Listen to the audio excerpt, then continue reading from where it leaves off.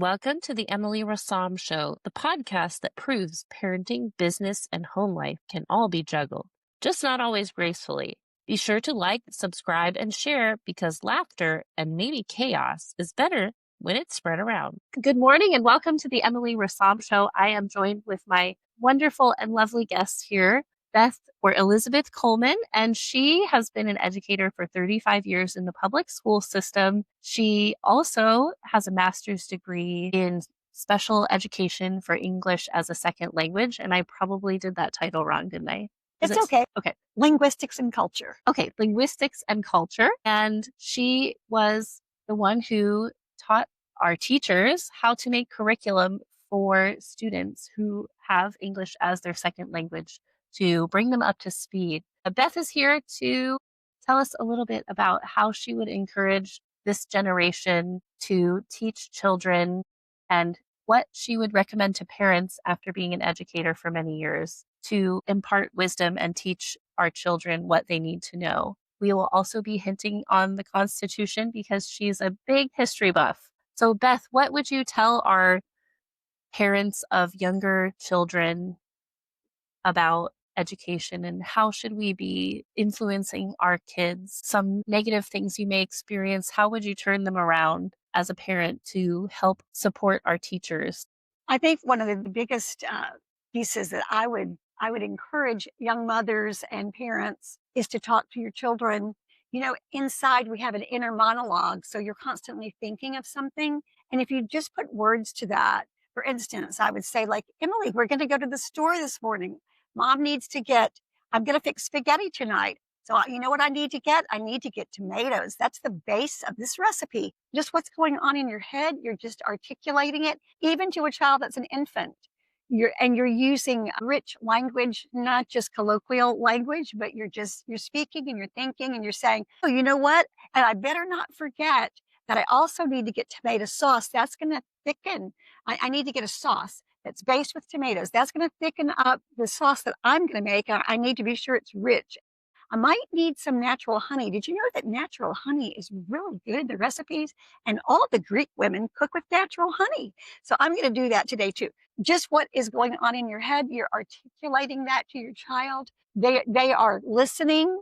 And remember that you listen for about a good year, usually, before you start to say, ma, which is not mom. And we immediately say to the child, they said mother. And we encourage them. So language, to articulate a language, there has to be a lot of time listening to the language. So all that time when the child doesn't speak, they still are too young to speak, you need to hold them. They need to feel that nurture. They need to be touched. They need to be stroked.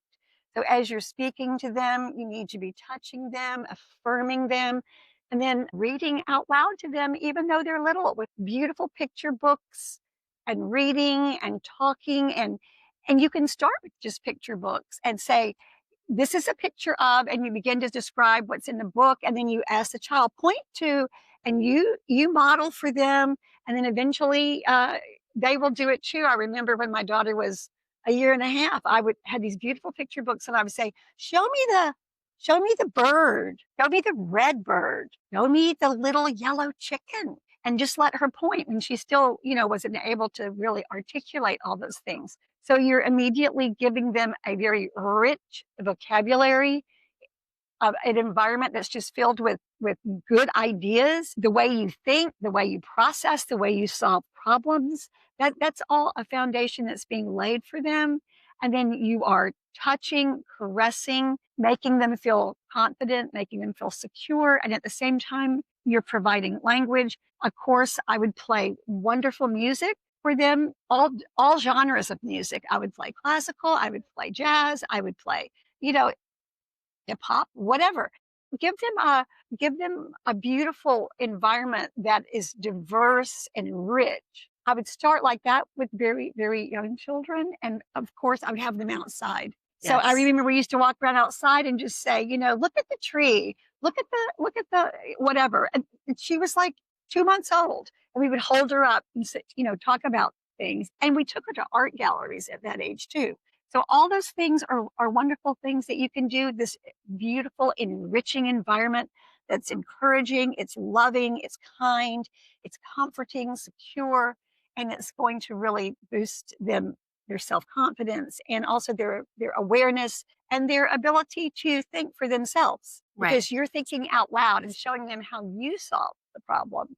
I mean, even the driving in the traffic. Oh, there's traffic here. I need to think about, I'm going to turn left. I don't want to get in the right lane. I better stay in the left lane. Let me navigate this traffic. Just think about what you're doing and just articulate it. That's the beginning. I love that. So what you're saying is provide new or novel experiences for your children, and it helps them learn. It doesn't have to be anything complicated. It can No, be it's just just your real daily life life. and talk about it out loud. Right. And as what year or grade did you specialize when you were a teacher? Well, I started in the fourth grade.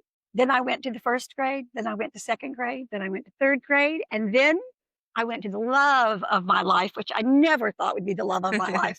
I went to kindergarten, Kindergarten. and I stayed in kindergarten for 15 years of that journey. Wow. And I absolutely loved kindergarten. I never thought that would be my grade, but I love those children. And let me tell you, at Christmas time, we did Christmas trees and we splatter painted them like Jackson Pollock.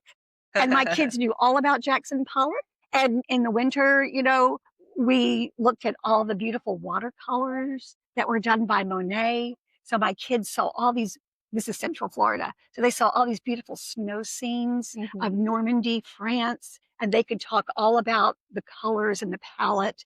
They knew they were kindergarten. And I'll never forget, we were doing math and we were all over the floor with all kinds of math manipulatives and counting and sorting. And the principal walked in. And during math, I always played classical music because, music is perfect math. It's built on Right, pattern, it is. built on Yes. pattern. And what happened to be on was Mozart, Symphony number 41 in G minor. And as the principal walked by, one of my kids looked up in the middle of all these manipulatives and said, "Don't you just love this? This is Mozart's 41st Symphony in G minor." And I thought that my That's principal so was going to cute. absolutely faint. What? And so that's another thing I'm saying about articulating what's going on. Like, we're sitting here, you say to your brothers and sisters are in there playing, and you just talk about everything, just normal life.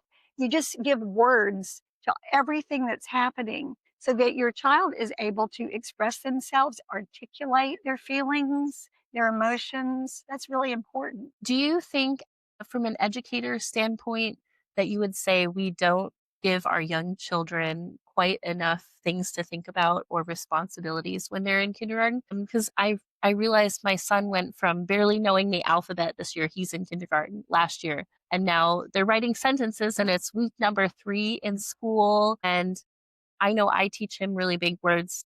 He said he wanted to be a toot doctor. So I said, "Oh, you could be a gastroenterologist." And he goes around and tells everyone that's what he's That's going to right. be when he grows up. And it's So, not just teaching them big words for the novelty of it. It's really helping them express the idea. Okay, we might say that at home, but really, did you know that doctor has a name? And then you talk about it. And then you get a book about, at the library. You get an anatomy book and you look at like the inside of the system and talk about, your body has systems. This is one of your body's systems. mhm, And if it didn't work, you'd be in trouble, right? yes, So this is very important that this system works. Wonder what other systems you have in your body. Oh, and then you can talk about blood and the oxygen and, your heartbeat and then, how your muscles work and all, you're just building, you're giving them a context. So when they come to school, they're taught something, they have a context for that. And the context is just real world, what you're doing, what you're talking about, what you're encountering every day, but you're giving language and I love that. meaning context to it. So the child comes with this broad context of how the world works. And they don't know everything yet, but they've had a lot of experiences that are not expensive, but are real world experiences. And you've talked about those. So when my daughter was 3, we had little of no money. My husband was a teacher. I was not teaching at that point. I wanted to be home with her, which meant we had to change our lifestyle, right? Right, right. We went to the public library for the read-in every week. And at the public library at that point in the town where we lived, there was a pond across the street with ducks, and there were picnic tables. and I packed a picnic lunch. We went to the library. We sat on the floor. We listened to the readers. She chose her library books for the next week. And then we went across the street and we had a picnic together. And that was something we looked forward to. It didn't cost one dime, but it was special. It was something we did. We bonded. We went to every free thing you could think of. So we paid attention. If there was an art fair, if there was music somewhere, and sometimes we just, in those days we went to the mall and we would just walk around and talk about the different stores and just maybe grab an ice cream, but not anything expensive. So just saying, daily life and Right. things that enrich your children. You don't have to send them off, to something that's super expensive.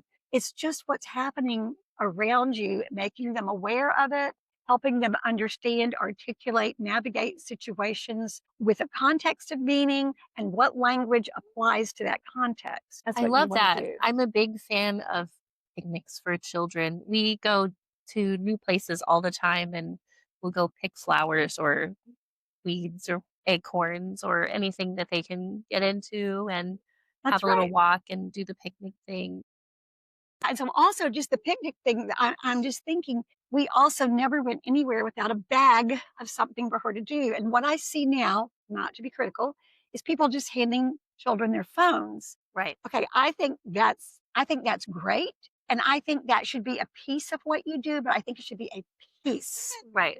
I think you should have a bag of tricks with you always. I And like in that. the bag of tricks, you have books, you have crayons, you have markers. Don't be afraid of markers. I'm afraid of crayons and markers right now. I'll tell you that in the car, especially. You can have colored pencils. When they get older, I had a plethora of things to do. I always had charcoal pencils. Those are messy. I had pastel crayons from pastel oil Right. paints. Those are super messy. And I had paint.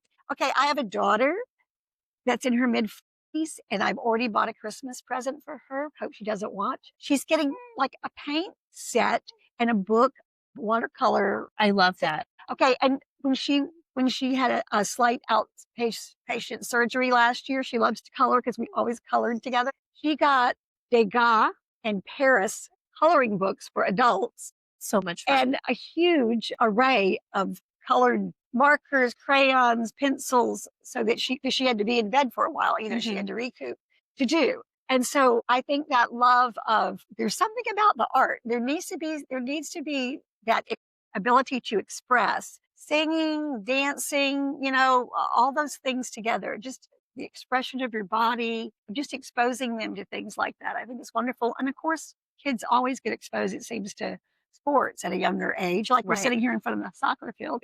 That's also wonderful. But there's more than just the sports and handing them the phone. So give them like a smorgasbord of experiences and ways to express themselves. Those of you who know me well, big no on phones. I let my children FaceTime and that's it Okay. with their grandparents. So they Nice. talk on the phone. And once in a while we'll sit and look at pictures, but we don't play games or anything on the phone at this age. When they get a little older, of course want to expose Mhm. them to some things their peers are doing regularly. That's one of my big things because I even notice adults when you try to talk to them, they're just in the zone on the phone constantly. So I try to get my kids to ask questions and we play detective.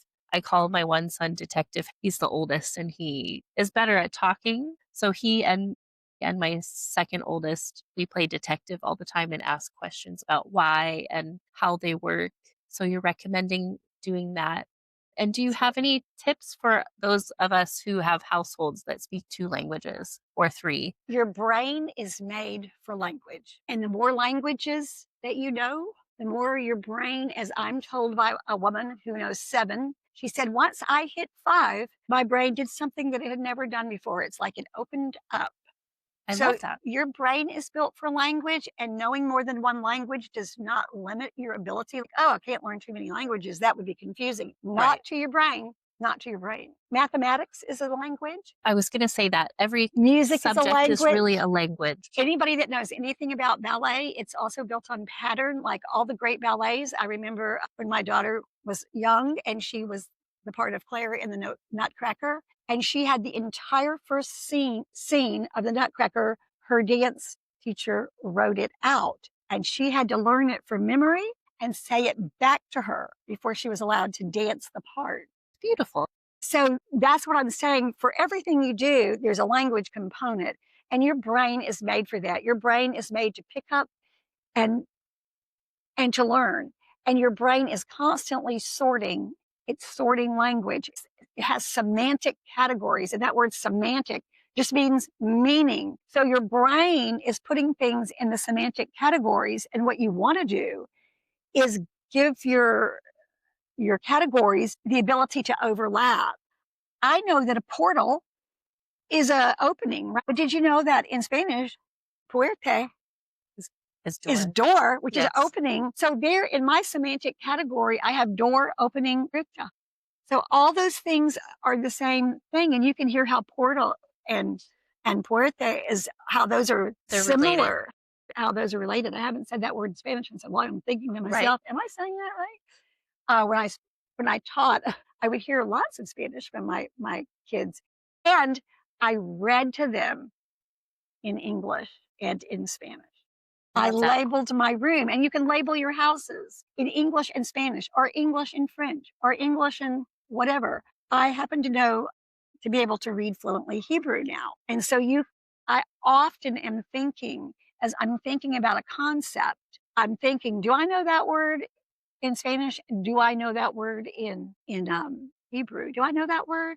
Would I recognize it? Right. So I'm sort of thinking about that. Like, I think that's important. Campagna. I'm just thinking about bells, bell and campagna. And you need to have lots of words to explain different things and to understand them in other languages. You know, our language is a Germanic language, but Spanish and Italian and French are all that, they're all Latin based. So once you learn, some of those things, and if you think about it, our academic language in English is Latin based. It is. Our medical Yes. terminology, those things are Latin based. And I remember in high school, the smart kids were in Latin class. Yes. The smart Yes. kids were in the Latin class. And though that's not a language that we speak, it's not a language that's spoken today, it's the basis for our academic language. And that's something that's really important, because once you become literate in a language, you're not just reading the colloquial everyday speech. All of a sudden, you're being exposed to academic ideas and academic language. Science has its own language. The science of the body has its own language. The science of the stars has its language. The constellations, the science of, the natural earth. All these things have their own language, their own nomenclature, right? That's very true. And so as you read, you start to encounter those things. So the ability to read gives you another dimension. It gives you this wonderful academic language. That's why children need to be read to. And that's one other piece I really want to stress. Children that are read to and exposed to language and literature through books, through literacy, it's important to talk, but through literacy, they get another level and another dimension of the language. Those kids are more readily prepared for literacy, which is different from speaking, listening. Yes, that's very So true. you have listening, speaking, and then you have reading. And the last one, and the most academic, is writing. The ability to write my thoughts and express them, not just verbally, but to write them. So that's how it goes. Listen, speak, read, write. Those are the four components. And the 4 senses that you're using. So you're going from 1 sense to 2 to 3, and then the 4th one with being able to write because it's tactile. Right. And so let me just say again, children that are read to and exposed to books are more likely when they get to school, the books are familiar to them. Books are their friends. They've had a positive experience with books. They gravitate toward the books. They want to learn to read the books. And first they may memorize those simple books. That's okay. And they call it reading. That's okay. Let them do it. And they might want to point, and you might want to have finger puppets, and you might want to point with them. That's okay. Children that are read to are more apt and more ready to sit down with a book in school. So I want to encourage you to read with your children, how important that piece is, because reading is another dimension of language. It's not just the colloquial language. It's not just discourse. And there are different discourse styles, you know. So in a formal setting, I would be speaking differently than if I was in an informal setting. So there's a lot to be learned from oral language. However, literacy is another step up. That's why children should be exposed to books, to good literature, picture books. And at school, we use big books with young children for one reason. It replicates to a group of children the lap experience. And that's what I want to talk about. Reading to your child catapults your child ahead of others in the classroom that are learning to read and write, but holding your child in your lap and stroking and loving and providing tenderness and care, nurturing, safety, and reading, that even elevates that wonderful, beautiful experience of literature to a new height. So you want to not just read to your child aloud, but you want to hold them, caress them. It needs to be positive. You might even think with a very, very young child, you might even think to dip your finger in a little bit of honey and put the honey on their lips as you read to them. Because without saying anything, what you're imbuing to that child is reading is a positive experience where you are nurtured and loved and safe. And so that all comes with that piece. Okay.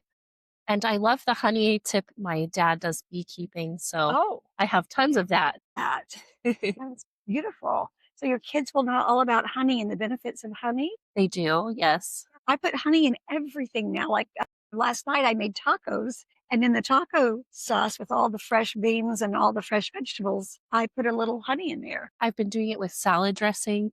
Me too. Because I remember my grandma when I was little, she put sugar, and I don't want to put No, sugar in my stuff. honey. So I put honey and red wine vinegar sometimes, Mm, and the kids think it's amazing yeah, so good for them. because That's we make great. everything from scratch pretty much at home. My one kid has some skin issues, so we're trying to eliminate as much that we shouldn't be eating anyway as Okay. possible.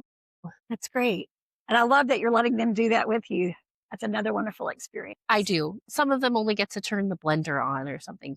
And then some nights we do salad preparation and I give them each a vegetable and a plastic knife and they're in there chopping away. That's usually when we make like niçoise salad or something Wonderful. of that nature. So trying to teach them to have a more sophisticated palate. Expanding that palette. That's great. It takes a while to get them into vegetables sometimes. Sounds like with the honey, you might be able to do it. Highly possible. And so tell us more about literature and where you were going with sitting on the lap and reading and honey, and what were you going to expand upon? Reading to your child introduces them to another level of expression through our language. If I'm talking to you, I'm just expressing my inner monologue to you, and I'm just having a conversation with you. That's informal conversation. That's discourse, which is important. Is hearing how I think, how I process, because I'm articulating that process for them.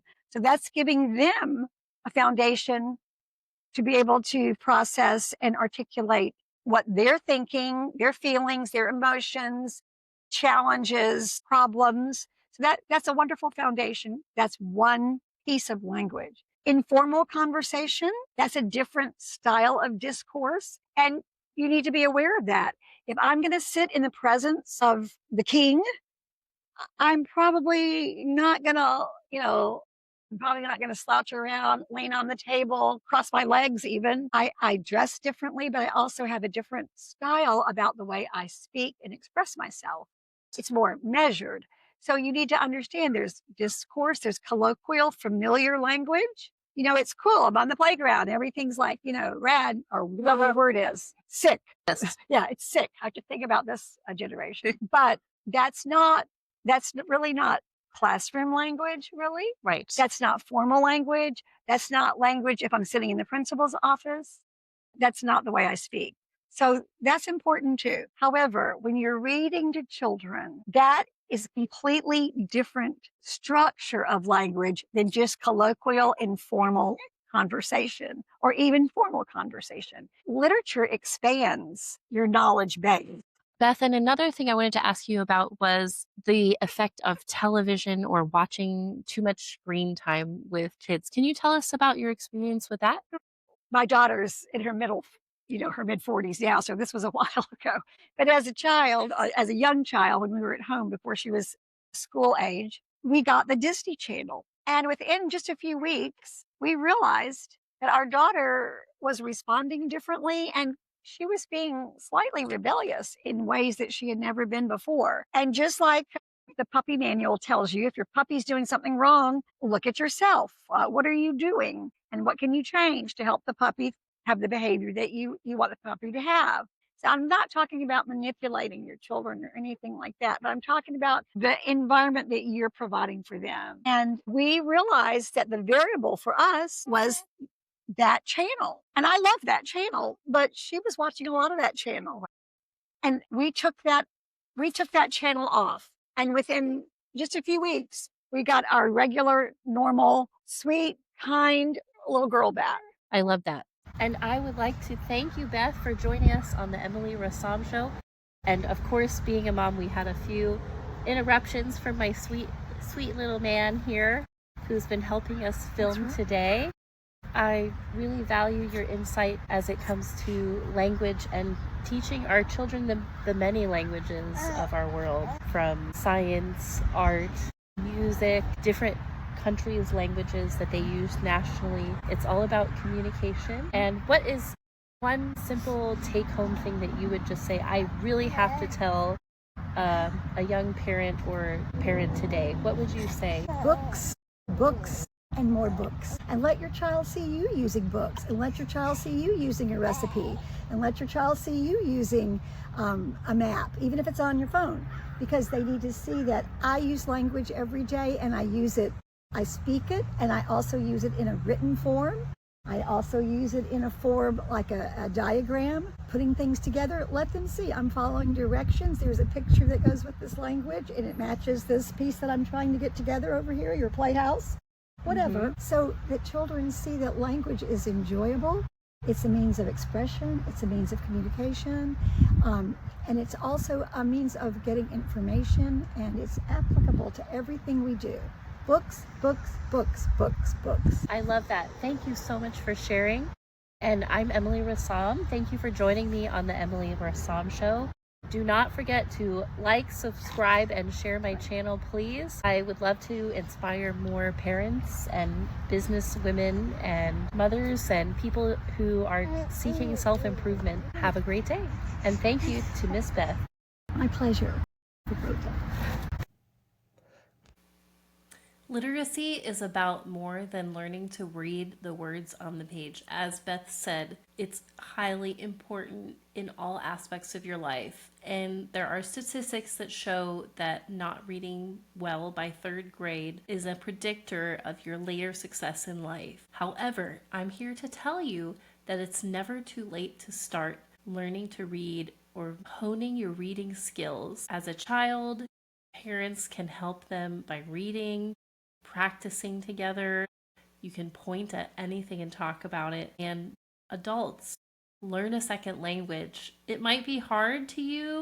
You think that you might understand when you try it, though, that the reason why kids get to learn language faster, part of the reason is adults are more willing to help you when you're learning a second language when you're a child. And they have the time to repeat it to you because they're usually available and spending time with you a lot. So that's one of the challenges for learning a second language as an adult. However, you can still make flashcards and learn new words every day of the week. One of the things I recommend is learning how to speak first, and you can do that by listening to words in your car. You can also do that with your kids. There are plenty of great songs for learning different little things like the Days of the Week song, the Colors of the Rainbow song. You can learn animal words and sounds and all kinds of things. And then if you want to learn a second language, go find the kids' songs in the second language and watch the videos. I highly recommend that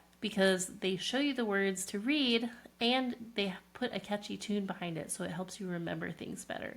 At least it does for me. So I implore everyone who is listening to this, if you have young kids, to take the time and read with them. Even if you feel like you don't have time in your schedule, have a book in your purse or your back pocket, hold it up, put it in your car, and the next time you're tempted to pull out your cell phone when you're doing something and you think it's a little boring, pull out a book. I do that with my kids, and I take books everywhere, and we hit up all of the free libraries and the public libraries as well. So there's never a good excuse as to why you can't do it. Even if you just have 5 minutes, you can get some new learning in for your day. Thank you again for joining the Emily Rossam Show. As always, I would love for you to like, subscribe, and share my channel with your friends. Please, that helps us grow and reach more people in need for encouragement. Thank you and have a great day. I am also wanting to make an announcement. In January, I'm planning on focusing on health. So if you know anyone that would like to be on my show, please drop me a line. You can email me at theemilyrossam@gmail.com, or you can hit me up on social media. On Facebook and Instagram, I'm at CEO Living the Dream, and otherwise you can look me up as The Emily Rossam Show. Please like, subscribe, and share. Thanks for joining me today on The Emily Rossam Show. If you laughed, learned something, or at least didn't roll your eyes too hard, go ahead and like, subscribe, and share. Until next time, keep the coffee strong, your kids alive, and the dreams big.